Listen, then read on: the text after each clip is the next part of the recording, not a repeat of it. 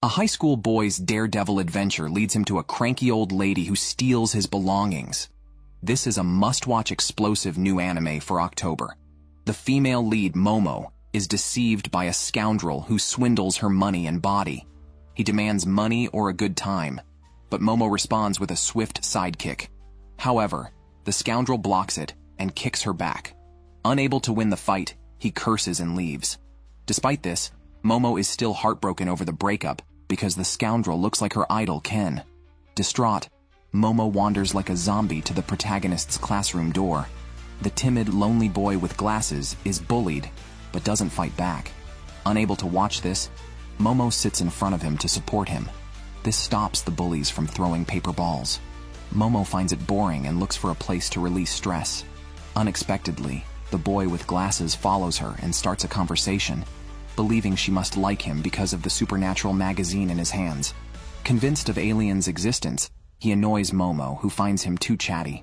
In a few words, she blasts his annoying otaku behavior, telling him that's why he has no friends. This leaves him devastated, making Momo feel guilty, and she goes back to console him. Although she doesn't believe in aliens, she believes in ghosts. The boy laughs at her belief, but Momo tells him her grandmother is a medium who can exorcise spirits. He insists this doesn't prove ghosts exist. Momo challenges him, asking if aliens have ever invited him aboard a UFO. They argue and decide to bet. Momo will visit a rumored UFO hotspot while the boy explores a haunted tunnel. They aim to prove each other's beliefs. The loser must run errands for the winner. That night, Momo goes alone to an abandoned hospital where calling for a UFO on the rooftop supposedly leads to abduction and memory wipe. Meanwhile, the boy visits a creepy tunnel, a famous haunted site according to the internet. As they keep in touch by phone, the boy claims he's not scared, but soon starts screaming upon entering the tunnel. Momo, on her end, hears the boy questioning her belief in ghosts despite never seeing one. Momo shares her story. She was raised by her exorcist grandmother, who required her to perform rituals even on the way to school, leading to mockery from her peers, including the boys she liked. Angry at the rituals, she blamed her grandmother and stopped speaking to her and performing the rituals. However, she later realized her distress was not due to the boy's mockery, but because he ridiculed her grandmother. She loves her grandmother and her unique job as a medium. More than believing in ghosts, she believes because of her grandmother. She then asked Glasses Boy why he believed in the existence of aliens. As they talked and walked, Glasses Boy felt that liking something didn't need a reason. Just then, he spotted blood footprints on the ground that spread up to his feet. Filled with fear, he turned around, and a terrifying face appeared in front of him. The ghostly old lady gave him two choices. Either suck on my persimmon or I'll lick your beef. Terrified, Glasses Boy ran away, but he encountered the high-speed grandma. If caught, he would be cursed. Unfortunately, by the time Momo said this, Glasses Boy had already been caught, and the signal was lost. Worried, Momo rushed to save him, but the next second, three strange humanoid creatures appeared behind her. Ha ha ha! The aliens have come! The three aliens grabbed Momo and violently tore her clothes. When she woke up again, she was tied to a chair. The aliens said they were friendly, but their species only had males, so they could only reproduce through cloning. This method, however, did not allow for biological evolution. To retrieve reproductive skills like humans, the aliens wanted human reproductive organs. They planned to mate first, then take Momo's uterus and genitals for research. Hearing this, Momo was devastated. She hadn't even given her virginity to a scoundrel, let alone be violated by aliens. However, being tied up, she couldn't escape. The aliens could control her brainwaves with psychic powers, igniting her desires. Surprisingly, Momo resisted, but the aliens forcibly spread her legs, and a mechanical bull's part pressed against her. Just then, Momo's phone rang. As an alien picked it up, a red light flashed, and high-speed grandma burst out of the phone. She hit the alien's bull's part, sending him flying. Half of high-speed grandma's body was still Glasses Boy. The two hadn't fully merged, and Glasses Boy was still conscious. The aliens were extremely interested in this phenomenon, a technology they didn't possess. As the primary consciousness turned into high-speed grandma, she came to suck the alien's bull's part. The alien hurriedly tore open his clothes to reveal his true form, telling Glasses Boy to leave unless he handed over his bull's part. High-Speed Grandma didn't say much and started running, quickly reaching him and performing a German suplex, biting off the alien's bull's part. Another alien was slammed into the wall. Now only one remained, who quickly declared a ceasefire. After all, they had a friendly treaty with humans and only wanted reproductive organs. At this moment, the consciousness switched back to Glasses Boy. Admiring the aliens, he eagerly said, "Take it. Whatever you want, I'll give." He also spoke his true feelings. He had always been friendless, which is why he wanted to find aliens to befriend. He had been calling for UFOs from the rooftop since elementary school, but aliens never came. Glasses Boy was bullied and not recognized by others. However, Momo protected him, so he too wanted to protect Momo. For Momo, he would gladly become a monster. After shouting that, Glasses Boy was completely assimilated by High-Speed Grandma. Momo couldn't help but cheer for him. But in the next second, an alien blasted the emboldened Glasses Boy. The aliens then labeled them as hostile humans, deciding not to abide by the friendly treaty anymore. Intent on finishing what they had started, Momo fought back hard. Suddenly, she remembered her grandmother's words about the daily rituals that could release energy and block misfortune and illness. Following her grandmother's advice, Momo concentrated her power in her lower abdomen, imagining releasing energy from the top of her head. Unexpectedly, the glass cover and chair binding her shattered from the energy. The alien's psychic power was pushed back too. It turned out that the excessive stimulation of Momo's brainwaves had activated her chakras. Now, with newfound superpowers, Momo unleashed the side-spinning kick she had used on a scoundrel before, a kick even the aliens couldn't withstand. The UFO, disguised as the moon, was utterly destroyed. However, Glasses Boy was still under High-Speed Grandma's control and attacked Momo again. Momo forcefully expelled the spirit from his body. Although the possession was over, the curse was not lifted because High-Speed Grandma still held on to Glasses Boy's part. As long as it wasn't recovered, Glasses Boy's curse couldn't be lifted. After saying this, High-Speed Grandma returned to the tunnel, and the uncontrolled UFO crashed into the abandoned hospital and crash-landed. Glasses Boy finally came to his senses. Now one finally believed in aliens, and the other in ghosts. Glasses Boy could only maintain his sanity because Momo was using her superpowers to suppress the curse. It seemed they had no choice but to defeat High-Speed Grandma. As Glasses Boy started undressing to go immediately, he let Momo wear his clothes to go home, blaming himself for everything and not wanting to involve Momo anymore. But how could Momo stay out of it? Especially when she needed to help suppress the curse. She picked up the clothes and gave them back to Glasses Boy, but he insisted on her wearing them. Otherwise, he couldn't even speak to Momo. At that moment, Momo's heart raced because Glasses Boy had just inadvertently quoted her idol Ken. To calm down, she changed the subject and asked what Glasses Boy's real name was. Without thinking, he blurted out, "I'm Ken," stunning Momo completely. A male classmate, who doesn't even have genitals and shares the same name as her idol, shocked Momo on the spot. She inadvertently forgot to use her powers, and Ken transformed into an old lady. Frightened, she quickly threw him out and then made a rule. To stay normal, don't mention his name. She nicknamed him Transcendent Kid. As they walked into town, dawn broke, and pedestrians began to appear. Ken couldn't go home looking like this, so Momo took him to her house, warning him to be cautious because her grandmother is very strict with men. She almost killed her ex-boyfriend once. Before the grandmother could see him, Ken nearly burned to death. Momo hurriedly moved him into the river, remembering that their house is surrounded by a barrier to ward off evil spirits. Ken, cursed as the old lady, couldn't enter. Momo temporarily removed the talisman from the wall, allowing Ken safely through, and he even changed his hairstyle. Momo's house turned out to be a mansion, but luckily her grandmother wasn't home. She went to change clothes in her room. As soon as Ken closed the door, he turned back into the old lady. Momo had to change clothes with the door open, maintaining her powers with one hand. She then found clothes for Ken and asked if he really lost his genitals, as the old lady claimed she took them. Ken checked, and, to his shock, they were gone. Curious, Momo tried to see what it looked like, but Ken refused, causing her to think he was being petty, while Ken was truly devastated. Blaming Momo for taking him to explore haunted places, they began to argue.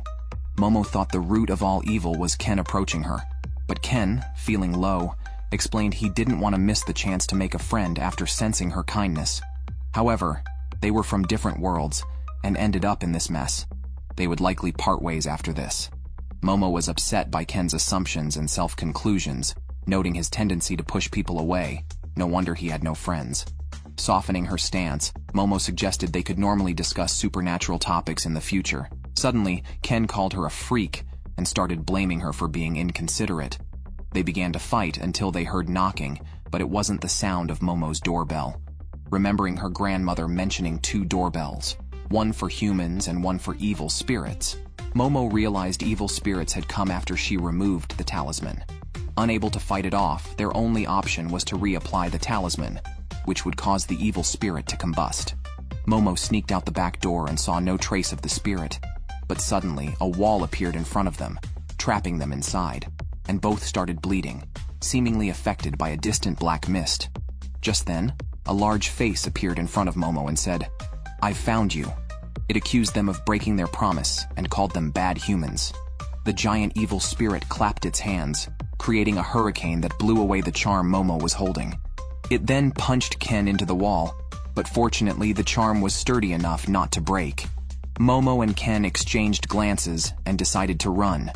But with a casual wave of its arm, the spirit sent them flying. It stomped the ground heavily and demanded their genitals.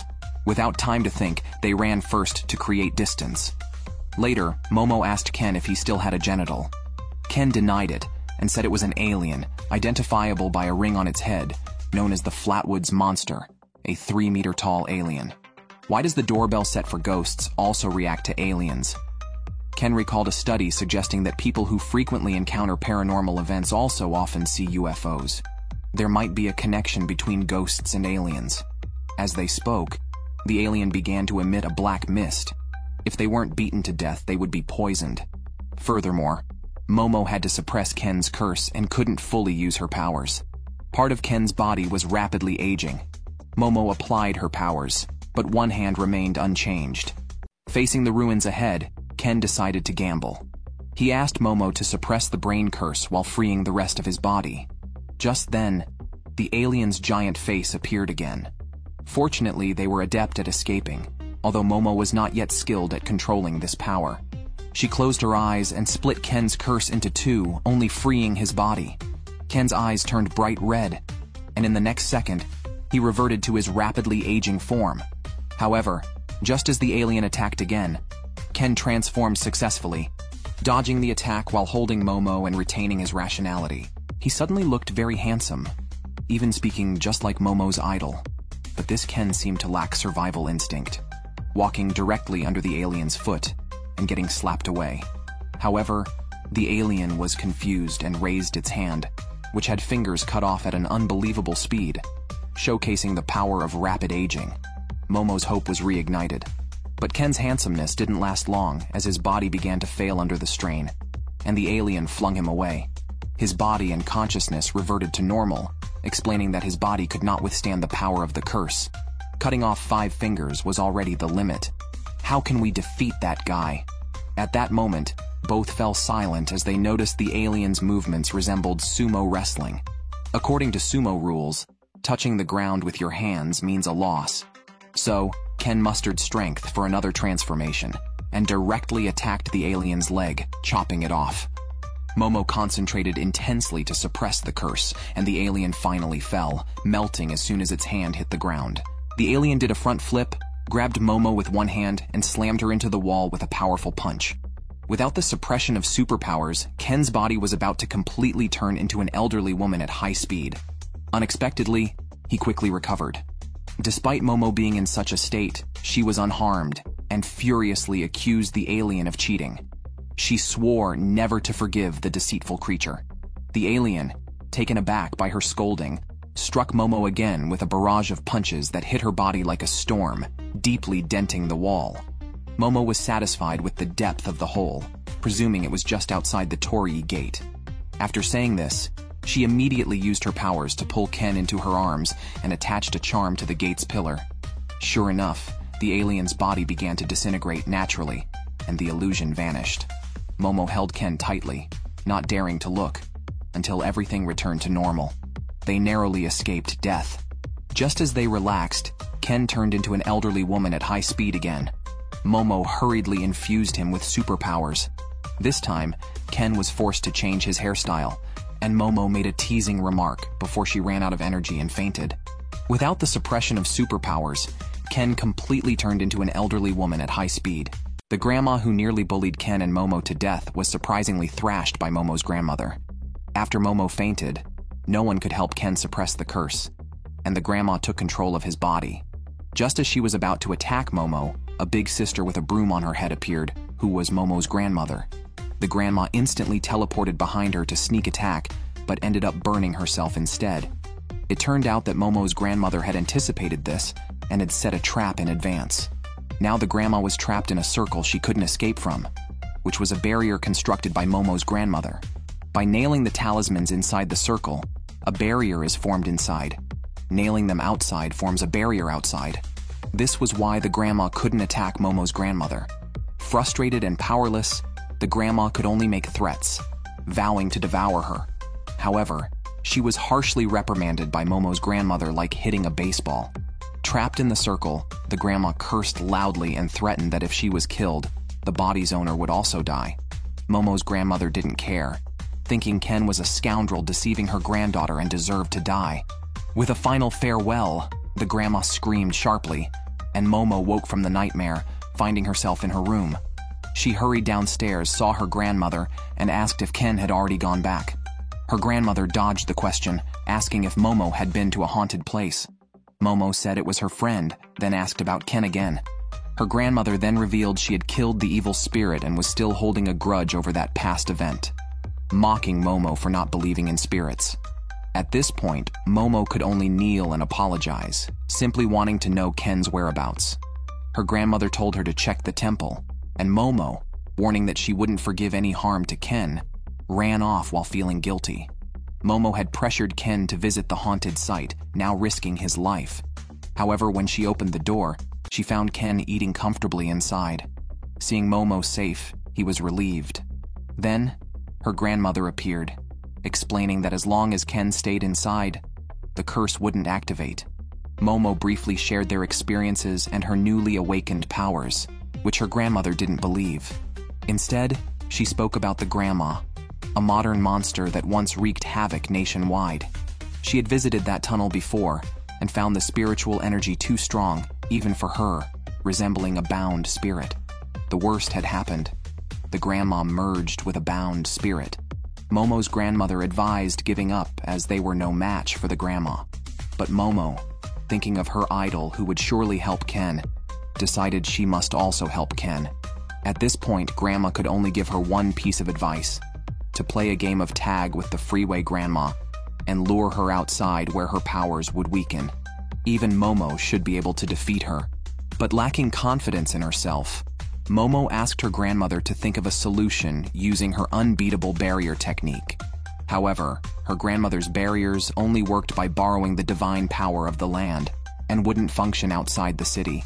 Thus, tag was the only solution, but the one who would have to run wouldn't be Momo, it would be Ken. That made things even more difficult. To suppress the curse, Ken had to carry Momo while running, a real challenge for any nerd. Grandma then taught him the Saitama method of training, telling him to start working hard from now on, young man. Meanwhile, Momo also needed to level up her supernatural powers. Once they both got stronger, Grandma would train them herself. After saying this, the old lady left. Ken and Momo thanked and apologized to each other. Momo went to get Ken a quilt, as he could only sleep there that night, but Ken suddenly stopped her, awkwardly saying he was thirsty. Grandma went back to watching TV in the living room. The news reported that a popular idol actually had an illegitimate child and had lied about their age. Passing by, Momo scoffed at the meaningless news.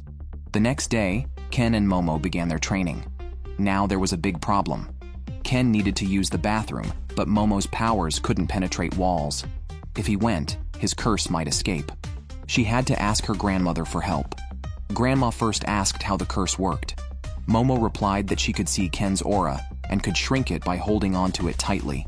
This worked on other beings and objects too, moving them by grabbing their aura. Initially, when her powers awakened, They were even stronger. Momo felt like she could turn any imagined scene into reality, making her invincible. But this power quickly weakened. Grandma identified the issue. Momo relied too much on sight and should use her other senses, like touch. Following Grandma's advice, Momo closed her eyes to feel and actually managed to see and touch the aura. But she was still inexperienced, and Ken almost completely controlled his body, nearly bursting to use the bathroom. Despite Momo's objections, he rushed for the toilet, starting a desperate chase that even Grandma suddenly joined. Eventually, Ken safely made it into the bathroom, with Momo holding the door open to suppress the curse. Grandma told Momo that the power she initially felt upon awakening was her true strength, just sealed for unknown reasons. She needed to gradually unlock it through training. As they were discussing this, Ken in the bathroom suddenly transformed into the Freeway Grandma. Grandma seemed paralyzed as it turned out the Freeway Grandma's curse was contagious, spreading through Ken. She could use the curse to kill anyone Ken saw. The Freeway Grandma threatened Momo using Grandma, demanding Momo come to the tunnel that night, or she'd use Ken to kill everyone nearby. After saying this, the Freeway Grandma disappeared, and Ken and Grandma regained their ability to move. But half of the charms were tainted by darkness.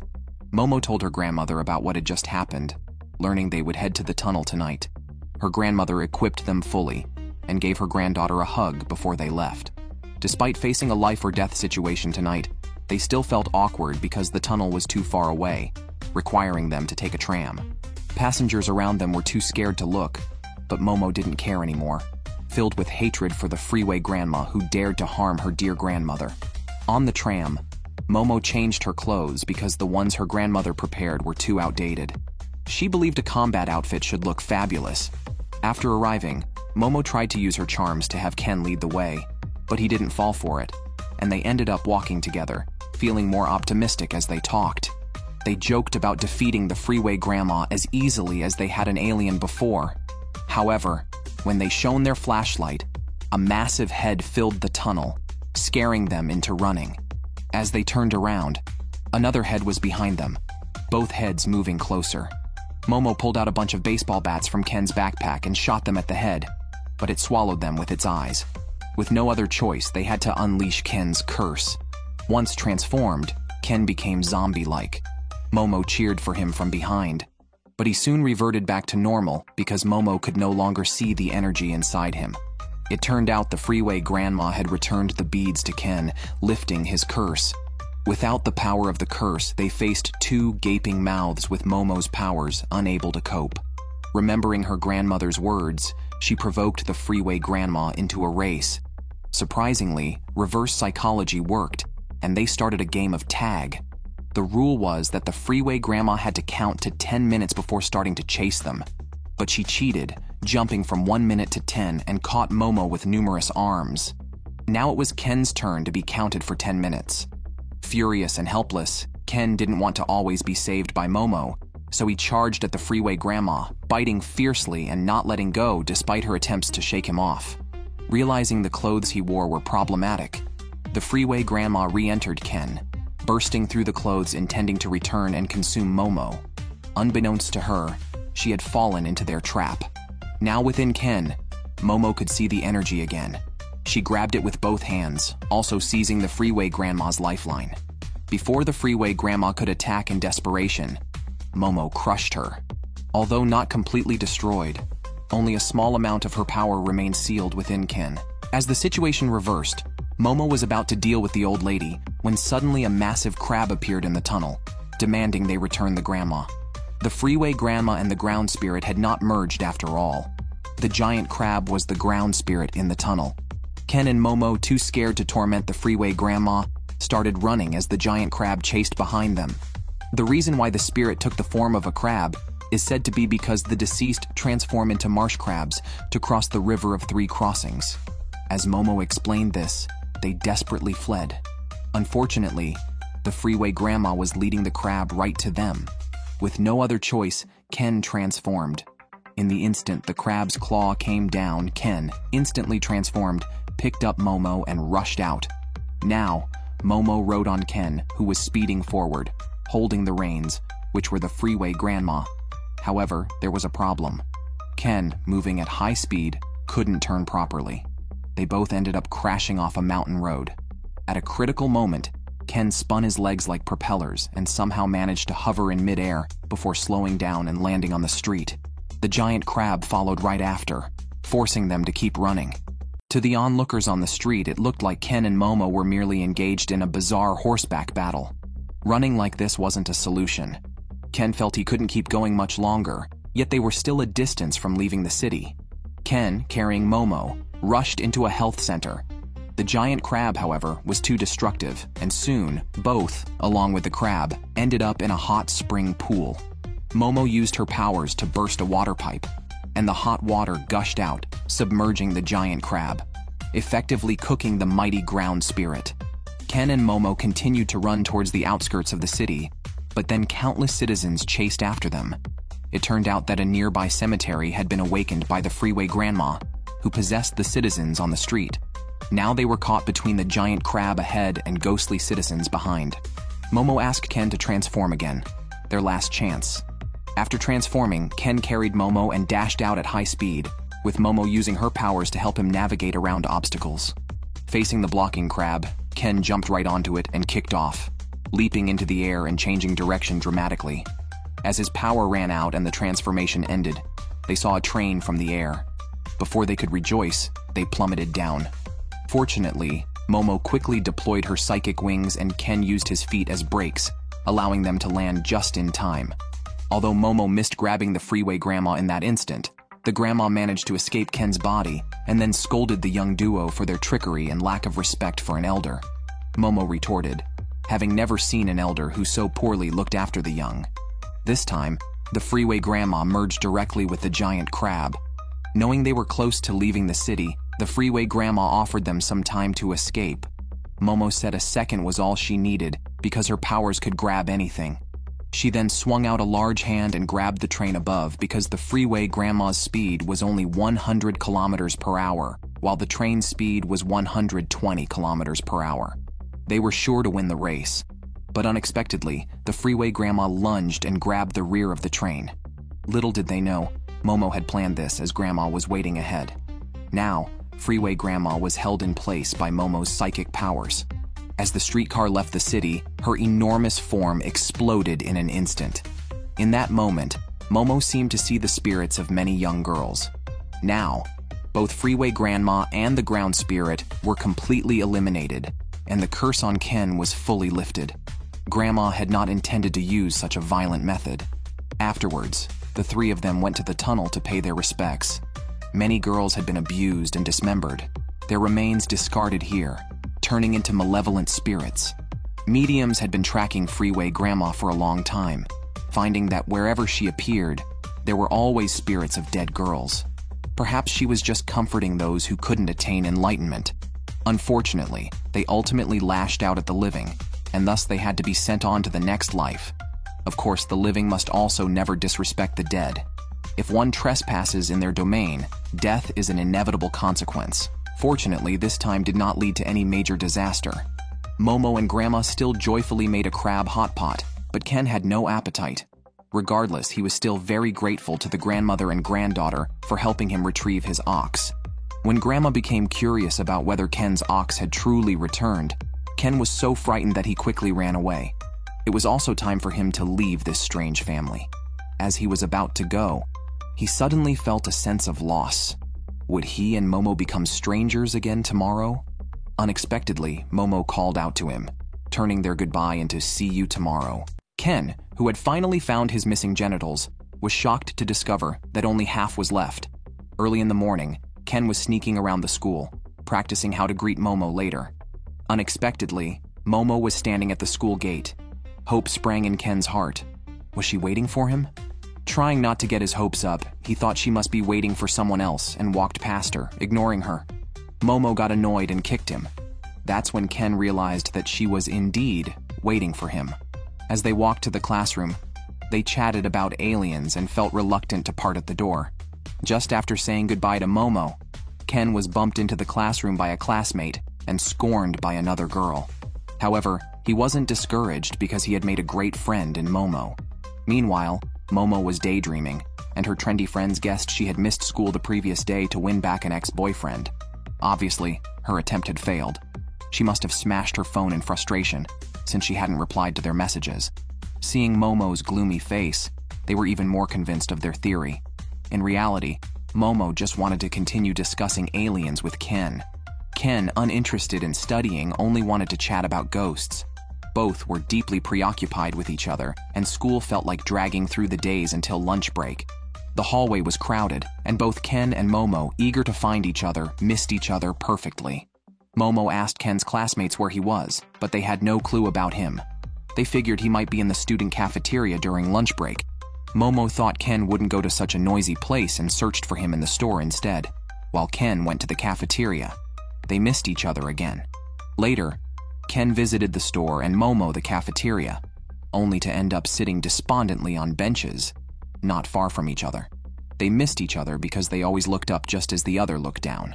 As lunch break was ending, both felt the other was avoiding them. Ken, already feeling inferior, thought Momo didn't consider him a friend. Both stood up feeling gloomy and bumped into each other accidentally, even chipping their teeth. However, they didn't mind the minor accident and were busy asking each other where they had been. Ken quickly explained he had been looking for Momo all along. Only then did they realize they had both been searching for each other, making the atmosphere awkward. Just as they tried to find a new topic, two of Momo's trendy friends interrupted. They had just witnessed Ken and Momo kissing, and naturally assumed they were dating. Momo, embarrassed by being caught, instinctively denied it, saying she couldn't possibly kiss someone like Ken, who retorted. The two, who had just been bubbly now, began arguing fiercely. The trendy friends watched the drama, covering their mouths, until the two left angrily. They then unanimously remarked how great Ken and Momo's relationship seemed. Ken first went to the bathroom.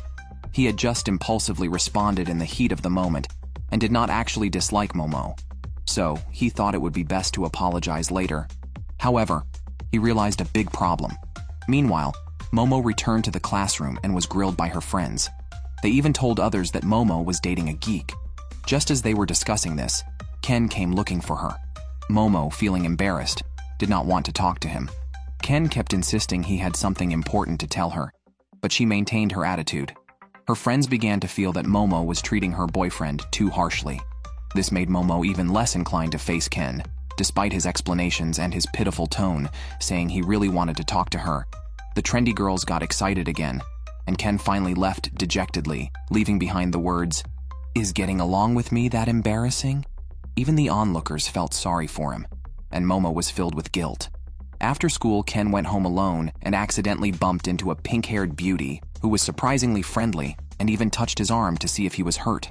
Ken was unaccustomed to such treatment, which made the pink-haired girl act even more gently. Momo then saw them chatting happily. "What's going on here? Ken said he had no friends," she thought. The pink-haired girl walked past Momo with her friends, mocking how stupid the geek looked after being flirted with.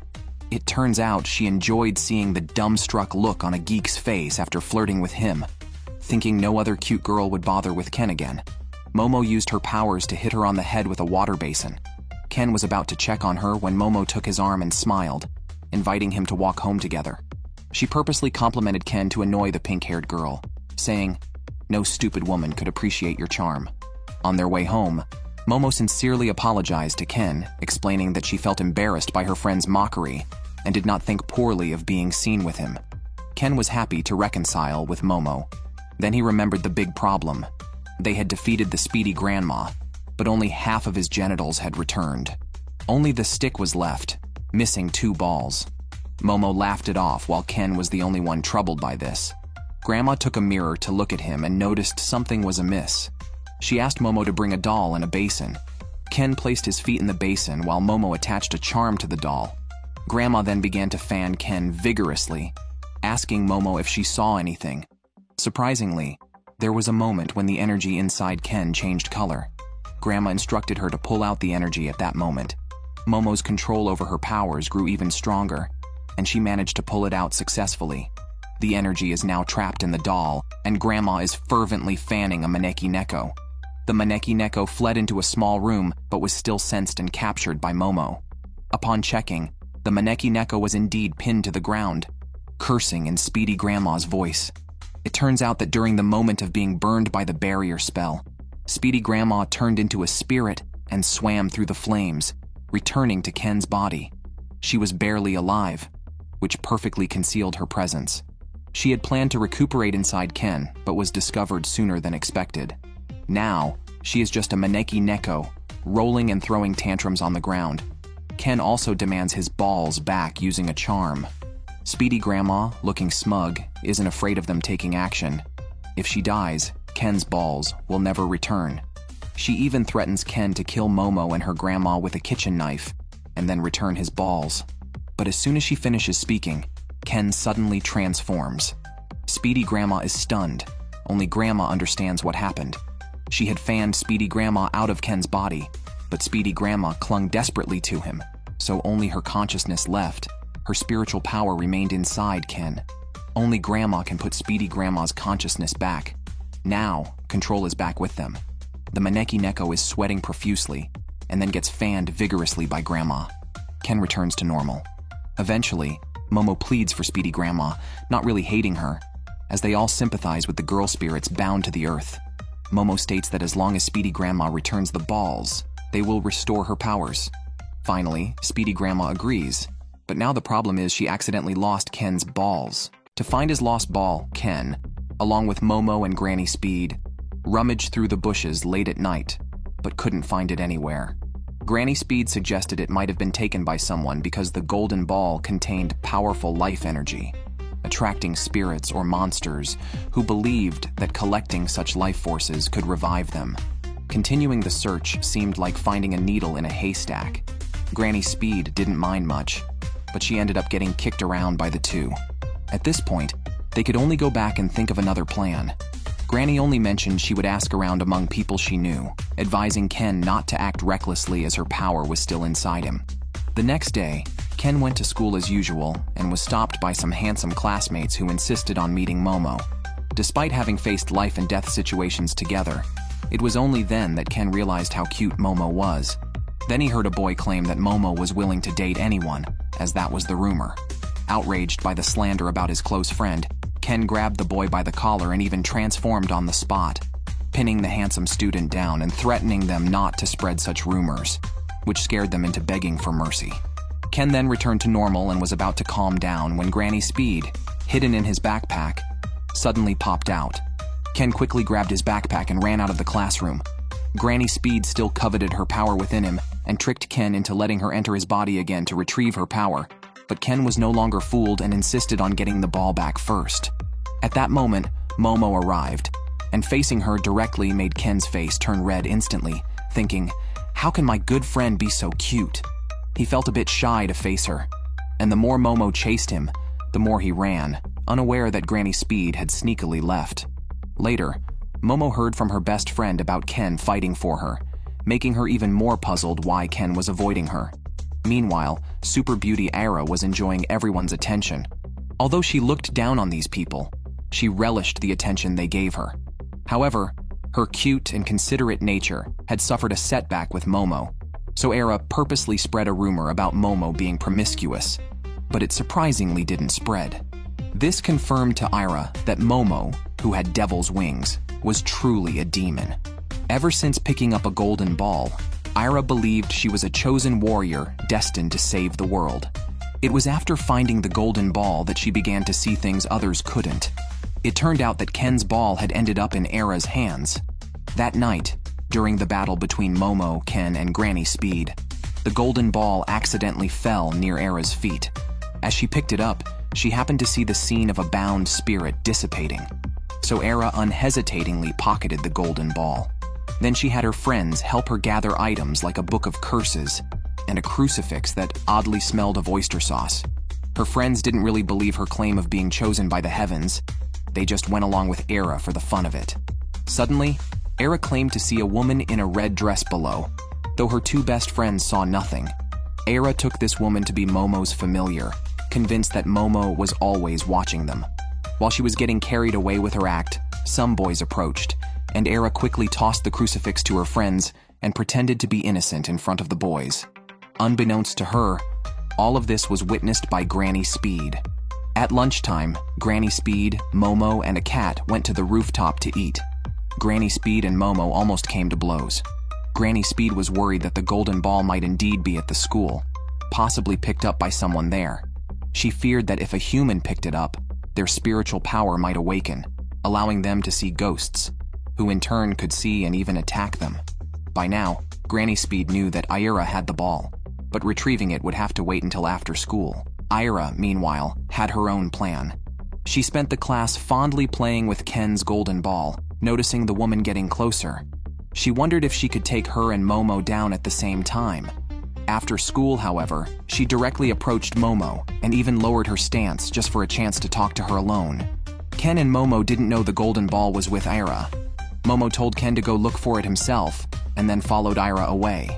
Unexpectedly, Ira led her to an abandoned house, where Ira's two friends ambushed Momo.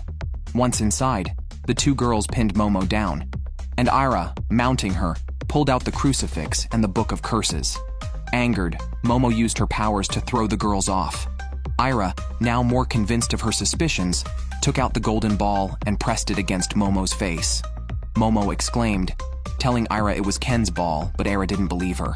Fortunately, Ken arrived, but his attention wasn't on his ball because something more terrifying was approaching. Before he could finish his sentence, a giant woman in a dress rushed up and grabbed Ira, saying she had been waiting for Ira to see her and calling herself Mom. Ira still didn't recognize her. Meanwhile, Ken had already transformed and charged at the woman. Ira, still clueless, continued shouting, unaware that Ken was also a demon. Despite his speed, the woman caught him and swallowed him whole.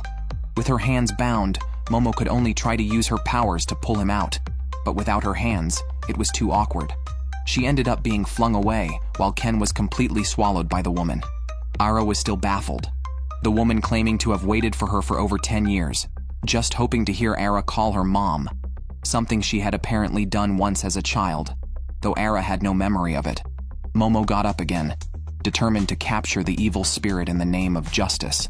Ira then realized something was wrong. The ghost wasn't Momo's familiar, and they seemed to be adversaries. At that moment, Granny Speed emerged, phone in hand, already aware of the woman's identity as a nimble, long-haired woman, considered a lower-class monster by her spectral standards. Ira still believed she was a divinely chosen magical girl meant to defeat the ghost. She directly exposed the ghost, who then swallowed Ira as well, blaming Momo for leading Ira astray and causing her not to recognize her own mother. The ghost's hair shot out, trapping Momo with no escape. Granny Speed, unwilling to help and somewhat amused, watched as Momo, bound by the ghost's hair, was dragged away.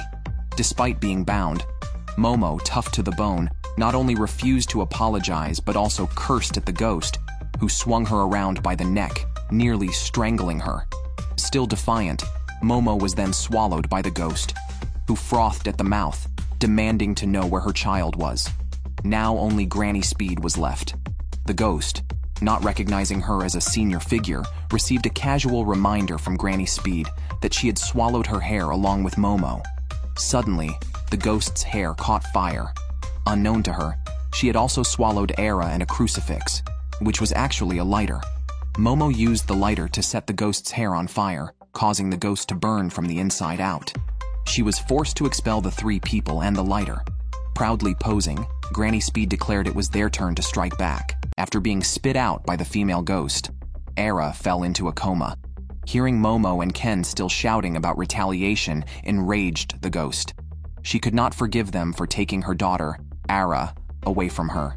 Her body suddenly transformed. Her hair hooked onto a steel pipe and surged like a wave. Ken quickly transformed, grabbing Ira and Momo, and they fled the factory filled with obstacles. As they dodged around, Momo just finished saying he had a plan when the ghost attacked from above, kicking Momo away. Her hair turned into spider silk, weaving a trap in the air.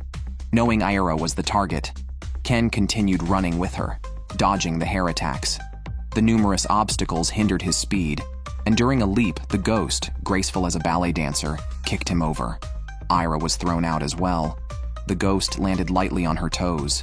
Unwilling to tolerate her rebellious daughter, she decided to consume her and turn her into her own flesh, so they could be together forever. However, as she was about to grab Ira, her hands could no longer move forward. Her hair had gotten tangled with the factory's pillars during the chase. Yet, this could not hold the ghost back. She kicked a pillar apart. Momo quickly used his powers to grab the ghost's leg, asking Ken to deliver a powerful blow, but Ken was unsure how to strike. While they argued, the ghost broke free. Momo kicked Ken away to dodge an attack. The frantic ghost launched a full-force strike, but before it could reach Momo, Ken rushed in faster and tackled the ghost out of the factory, smashing her against an external wall. Momo praised Ken, but the ghost lamented the limited power he possessed. Weakened by her own attack, the ghost could no longer use her spiritual power. Meanwhile, Momo found Ken's golden orb on Era. Unfortunately, there was only one, and Era appeared to be dead. Momo and Ken checked her and found no heartbeat or pulse. After all, ordinary humans eaten by monsters usually die. Momo and Ken were exceptional cases. But Momo refused to give up, using his powers to compress Era's heart and instructing Ken to perform CPR while asking the ghost to call an ambulance. However, none of these efforts worked as the dead cannot be revived. The dying ghost also came over, unable to accept Ira's death, claimed she had a way to revive her by giving her own Ki to Ira, similar to how a battery works. Momo was skeptical, fearing the ghost might take the chance to consume Ira. The ghost then broke her own jaw to prove she would not eat humans again. If still in doubt, they could destroy her head with the steel rod. The neighboring grandmother confirmed the female ghost's claim. At this point, Momo had no choice but to take a gamble. After all, Ken still had the strength for one more full strike. The female ghost instructed Momo to use his powers to connect her energy with Era's, like a communication cable. Momo reminded Ken to stay alert and then did as the ghost instructed. This connection awakened all the memories of the ghost's life. She was a single mother who saw a beautiful red dress on her way home that her daughter would look lovely in, but she couldn't afford it. Walking through the narrow corridor back home, her daughter ran into her arms as soon as she opened the door, bringing an instant smile to her face.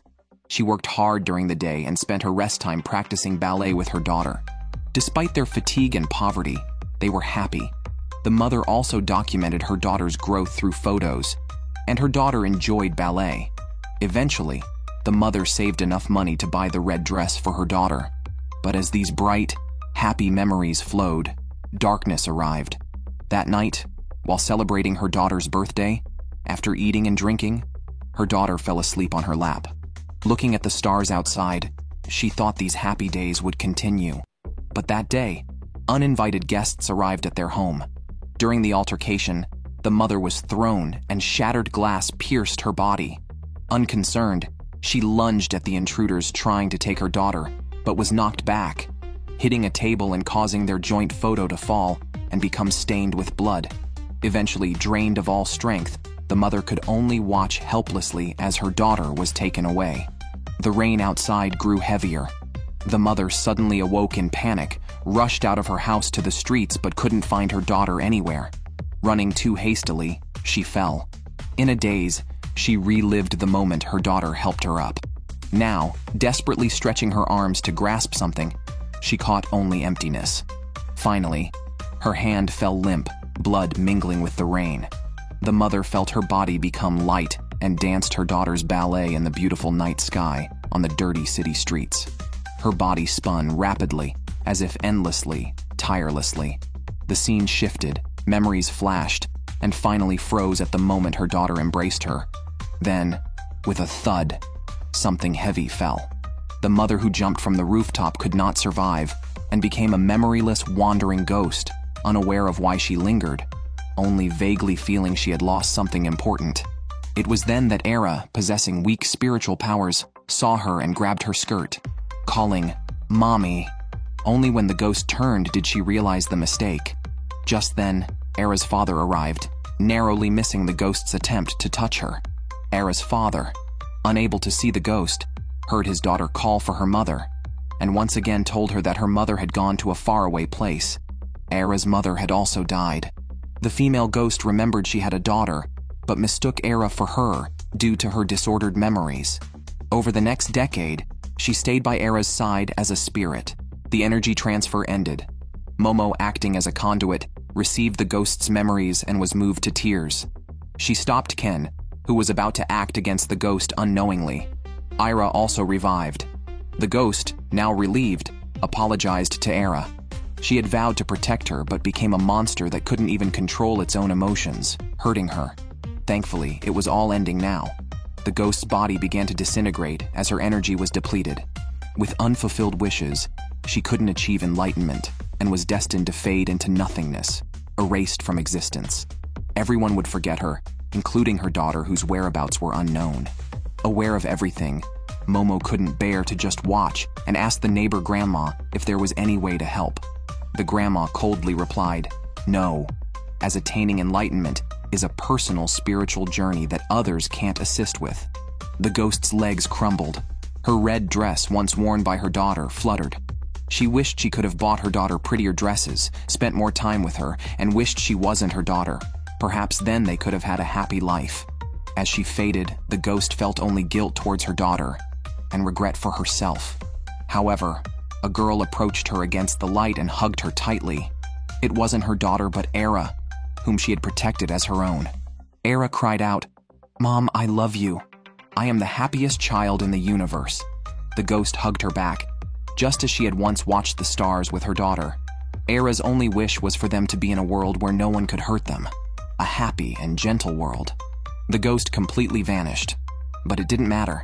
Era would never forget her. After rescuing Era, Momo simply took Ken and Era back to her own home. She thought Era was targeting her because she had accidentally dropped a basin on her head that day. However, Era claimed she was acting out of love and justice, suspecting Momo to be a demon after her investigation. Momo was dumbfounded, having explained herself numerous times already. Yet Ira still did not believe her, and now even started suspecting Ken, especially since he had transformed during a fight with a ghost in red. How could he look any different from a demon? Most importantly, how could such a young and beautiful woman possibly be Momo's grandmother? The grandmother, amused by how articulate the child was, did not hesitate to betray her granddaughter. Ira now was convinced that both Ken and the grandmother were demons, with Momo as their leader. Momo was speechless over this delusional thinking. The two slurped noodles while hurling insults at each other. Ira's disbelief stemmed from her firm conviction that she was a chosen warrior by the heavens and labeled Momo and her group as villains. Yet, Ken continually rescued her from danger, prompting her to ask why. Ken's straightforward answer was that he helps others in trouble. This response immediately won Era's heart, convincing her to rescue Ken from the clutches of Momo, the villain. On the way back, she even fantasized about a tragic love story between a human and a demon. Meanwhile, the grandmothers were trying to put Ken's golden ball back in place. They mistakenly used it as a baseball, but the grandmother missed her swing, and the ball flew directly toward Ken, striking him hard. It ended up back where it belonged, but the other one was still missing. However, Ken was now unrecognizable to them. At noon, Momo tried to invite him to lunch on the rooftop, but he refused, making up excuses to decline her after-school invitation as well. Momo sensed his reluctance and returned to her friends without asking why, telling them something was off with Ken, possibly hiding something, or involved with another girl. Distraught, Momo decided to buy a drink to calm her nerves. On her way back, she debated whether to check on Ken's class, but ran into him pinning Era down behind the building, with Era seemingly enjoying it with her eyes closed. This all started not long ago when Ken was secretly doing push-ups behind the school building to alleviate Momo's burden, knowing they still had to find another golden ball and would likely encounter more formidable monsters. He couldn't always rely on Momo's supernatural powers, so he followed his grandmother's advice to train daily. While training, Era appeared, overwhelmed by her feelings, rushing to kiss Ken. Ken, realizing what was happening, pushed her away in shock and questioned her actions. Era explained that a kiss was necessary during a confession, as stated in the book she read, which also mentioned that men are obliged to accept confessions. Ken was speechless, considering Era was the school beauty, but seemed clueless about romance. There was no romantic ambiguity in their confession, just like two sumo wrestlers clashing. Ken couldn't understand Era's thought process and bluntly told her that she hadn't done anything right so far.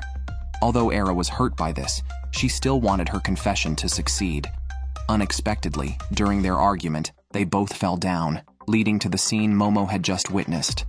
As they lay there, looking into each other's eyes, their hearts raced. Aira pursed her lips, waiting for Ken's kiss, but Ken noticed Momo and hurriedly started to explain. However, Momo had already stormed off in anger. She had said she needed to write a report and couldn't join him for lunch, yet here he was, involved with another girl, his jacket off and sweating. It was hard not to suspect what they were doing. Momo didn't want to hear Ken's explanation, and just watched him dumbfounded as she left. In today's biology class, the teacher discussed mantis shrimps, which can punch at speeds of 80 kilometers per hour with a force of 150 kilograms. If scaled up to human size, that would be 700 tons. Momo, however, was disinterested in the lesson, preoccupied with thoughts of Ken. Ken was also distracted, not paying attention to the class and instead doing arm exercises and reflecting on his actions. He realized that deceiving Momo was wrong and that he deserved the misunderstanding. If he truly cared for Momo, he shouldn't have made excuses. Suddenly he noticed he was alone in the classroom and the floor was wet. Then a scream from outside prompted him to rush out, finding Aira. It was already dark outside. Aira suspected Momo was behind this. Remembering the alien encounter at Momo's house, Ken hurried to Momo's classroom, but she wasn't there. She had noticed something was amiss and went to the corridor. The windows had been welded shut, and the water level was rising. Momo was worried about Ken as she heard faint sounds in the dark corridor. She held her breath and waited, only to be shocked by a giant dinosaur. Momo quickly hid behind the classroom door, but her movement stirred the water, alerting the dinosaur. Momo felt the beast approaching through the water vibrations and covered her mouth to stay silent. The dinosaur, however, lowered its head and sucked in the water like a storm, then shot out a beam of light along the corridor, piercing through walls and pillars. Momo narrowly escaped disaster by hiding behind the wall, but was still worried about Ken. Unaware Ken was arguing with another girl, Aira accused him of conspiring with Momo against her. Ken was speechless and shared their previous experience of being trapped in a similar barrier and defeating an alien to return to normal. Aira caught on to the key point. What? Are there really aliens in this world? Ken simply explained a few things, noting that those aliens seemed to be collecting human organs. Just after he spoke, a strange creature appeared in front of them. The monster charged and threw a punch at Ken. Ken quickly transformed and retreated while holding Aira. He then put her down and told her to move aside, calling her a nuisance. But Aira was focused on the fact that he had called her by name. They hadn't even kissed yet. How could he call her by name so casually? Ken ignored her complaints as the monster in front of them launched another attack. Suddenly, Ken reverted to his normal form, feeling as if 1,000 pounds weighed him down, pinning him to the ground. 3 aliens surrounded him. Seeing Ken in trouble, Aira quickly pulled out a cross. Ken urged her to run away, warning that these aliens were after female organs. Sure enough, an alien repelled Aira with a flick, but they seemed uninterested in her. Their target was Ken's reproductive organs. Ken was flabbergasted. Why did everyone want his reproductive organs? The aliens explained that it was because they were valuable and boasted that Ken possessed capabilities surpassing their technology. They believed transplanting his abilities to themselves would make them stronger. Ken told them it was due to a curse, but the aliens, not understanding what a curse was, hoisted him up as if on a pilgrimage, preparing for surgery. Suddenly, 3 aliens were entangled by red hair.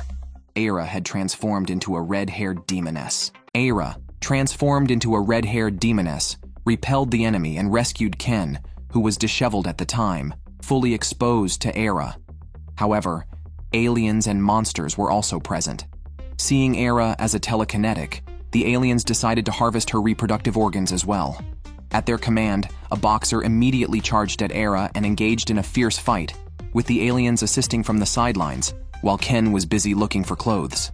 Suddenly, a rocket punch flew in, knocking both a person and a desk into the air. Aira had to fight the boxer while dodging alien rays, talking trash all the while. Nonetheless, she was skilled, kicking the boxer up to the ceiling.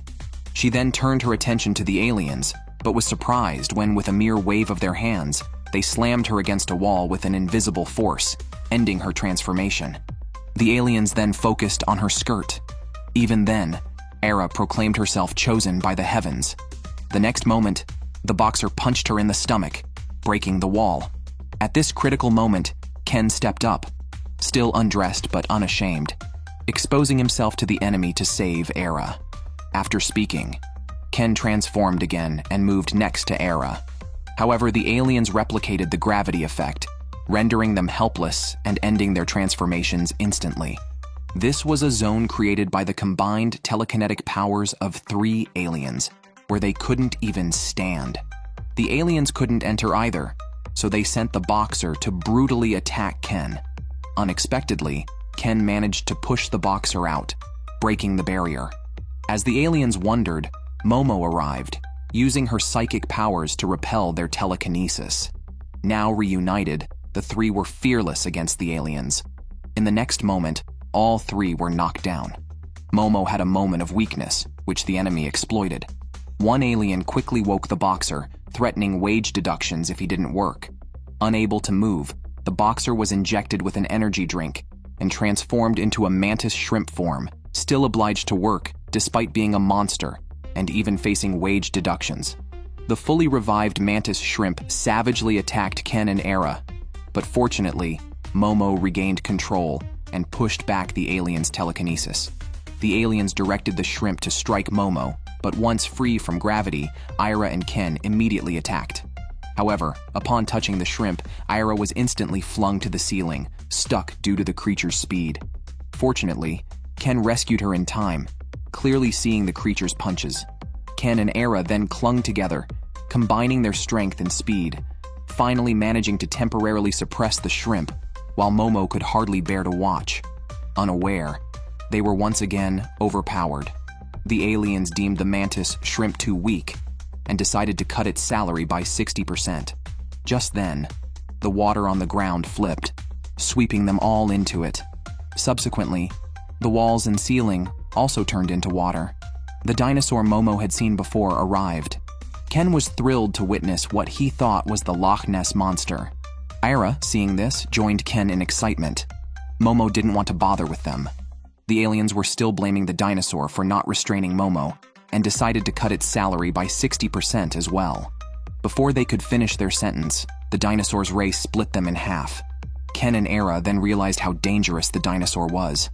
Ken and Momo swam forward desperately, but Era, lagging behind, was struck by the shrimp and thrown to the ceiling. Momo recalled from biology class that the mantis shrimp's punches are stronger in water. The shrimp itself said it could only show its real strength in water, but had to surface for air since it still breathed with lungs. Ken was also struggling as he could only swim in his original form. Ira was still floating in the ceiling water, needing urgent rescue. Ken and Momo tried to devise a plan but ended up arguing. Momo blamed Ken for flirting with Ira, especially during their time in the atrium where Ken had pinned Era down. Ken realized Momo cared a lot about this, but Momo wouldn't admit it. Suddenly, Ken took her hand, suggesting that if she cared, she should tell him so he could explain properly. Ken didn't mind others misunderstanding him, but he didn't want Momo to misunderstand and wanted her to know him better. As they shared their feelings, the dinosaur couldn't bear watching and shot a laser. The two quickly dodged into the water, coming close enough to almost kiss. Fortunately, Momo thought of a way to rescue Era, using her psychic powers to hold on to Ken and propel forward, allowing them to fly in and above the water. They managed to retrieve Era, who had passed out. Momo used her powers to make Era spit out all the water, and then reminded her to remove her clothes to reduce water resistance. Now all 3 were at the ceiling, with the shrimp and aliens below. The aliens felt the 2 temporary workers they hired were unreliable. Although the shrimp's attacks were strong in water, it needed to breathe frequently. The dinosaur, although powerful, attacked indiscriminately. It seemed necessary for a 3-way fusion. Below them, a monster fusion occurred. Ira was still embarrassed about Ken seeing her in her underwear. Momo and Ira both mounted Ken, and as they were about to fly out, they saw the monster below shooting at them. Fortunately, Ken's speed allowed them to escape, but the fused monster shot the water clean. However, it immediately swallowed water again, storing it in its neck. So if they could break its neck, the creature wouldn't be able to fire its laser cannon. Together, the 3 charged at the monster's neck. Era tied her hair tightly around her neck and kicked forward. However, before she could land her kick, a punch threw her back. After all, this was a fused monster with not only a laser cannon but also the mantis shrimp's close combat ability. Ira was beaten and sent flying. The water in her neck filled up again, and a laser shot out directly. Momo used her psychic powers to speed up while simultaneously rescuing Ira. They now knew that the enemy had fused, making them virtually unbeatable in water. But then an idea struck Momo, and the next second all three were blown away. Momo faced the monster, with the aliens now in control, still interested in her body. Momo just waved her hand, but this time she manipulated the water flow, throwing all the surrounding water. The monster's body immediately showed abnormalities, as the mantis shrimp's punch is strongest in water and could cause its arms to burst if used on land. Despite this, the fused monster pushed Momo back into the water, where they could stay for hours, but they forgot Momo had two teammates. Ira again used her hair to tie up the monster, creating a fast track for Ken to charge at full speed and rescue Momo. The monster was shattered, and the barrier was lifted, restoring the classroom to normal. Ken and Momo lay on the ground, naked and embracing, panting and excited about their victory, laughing on the hallway floor. The surrounding students gathered around, shouting, "Why are these two embracing each other?" So having just escaped a life-threatening situation, the three had to run for their lives again. Ken, Momo, and Era were taken directly to the school nurse's office after streaking in the corridor in front of everyone. However, the nurse was out, so they were left alone in the office. Now, Momo and Era are both devastated, as their reputations among their classmates are completely ruined. They also worry about similar incidents happening in the future. It seems that the aliens targeted Ken specifically this time, because they want the power of the high-speed granny. This reminds Momo of Ira suddenly being able to use the power of the red dress ghost. Ira claims that she is a chosen magical girl, but this means she might also become a target for the aliens. If the aliens are so interested in the power of monsters, Ken wonders why they don't attack the monsters directly. He begins to explain to Momo and Ira that all over the world, there are folk tales of ghosts and demons that might be protecting the Earth from alien invasions. Aliens might not be able to defeat these monsters with their technology alone, and may attack special humans like them to develop technology that can surpass the monsters. Ken even suggests that the aliens may have taken one of his eggs. Momo and Ira are not interested in this topic. They are more concerned about how to face their classmates. Ira decides to blame Momo by saying she forced her into the situation. Just as she finishes speaking, Era's two close friends come over and immediately suspect Momo. Momo doesn't explain, but asks Ken to clarify why he was hugging Era. Ken quickly explains that everything was an accident. Relieved, Momo then asks Ken what he was doing there. Ken, slightly embarrassed, says he was working out because he wanted to secretly get stronger and impress Momo, making her think he is handsome. His ambiguous remark makes Momo very happy, even though she hasn't realized her own feelings yet. She looks at Ken, wanting to hear more such comments, which scares Ken into running away. However, Momo calls him back, and they both stand there, neither speaking nor daring to look at each other, creating a tense and awkward atmosphere. This moment is interrupted by Era's two friends, who, eager for gossip, ask Momo what exactly is going on. Momo can't tell them the truth, so her friends are left to guess. They first bring up Ira and suggest that the three of them being naked together indicates a love triangle, possibly fighting over Ken, which led to a physical confrontation. They speculate this is why Momo was talking to a mantis shrimp, asking it how to throw a punch, and suggest Momo's dejection is due to jealousy of Era. Although their entire process is wrong, their conclusion is surprisingly correct. On the other side, Era was surrounded by her classmates. They were all kind to her and did not mock her for streaking in the hallway. They even unanimously believed that Era was framed by Momo, thinking Momo targeted her out of jealousy for Era's beauty. Some recalled a rumor that Momo was willing to date any man, a rumor started by Era. As the classmates' comments grew harsher, Era finally gathered the courage to admit that she had spread the false news and asked everyone to stop speaking ill of Momo. After confessing, she left the classroom, knowing her reputation had plummeted. Regretting and resenting what happened, Momo suddenly appeared. Surprisingly, the two developed an inexplicable camaraderie. Just then, the previously encountered mantis shrimp reappeared. Era transformed and took a fighting stance, but Momo noticed the shrimp was covered in a white liquid and collapsed with just a touch. It turned out the shrimp was also a victim, dreaming of his son on another planet before passing out. When it woke up, it was in Momo's home, bandaged up. Momo pointed it out to her grandmother as an alien, but her grandmother didn't believe her, insisting it was a Kappa, a former enemy.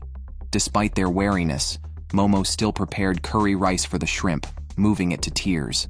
It promised not to harm them again while eating. Later, Grandma ordered a deluxe sushi set, leading to a brawl over the sushi. After eating, the shrimp shared its story.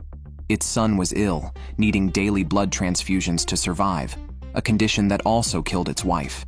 To save his son, the shrimp needed a large sum of money but lived in a conflict zone with no jobs, forcing it to work abroad.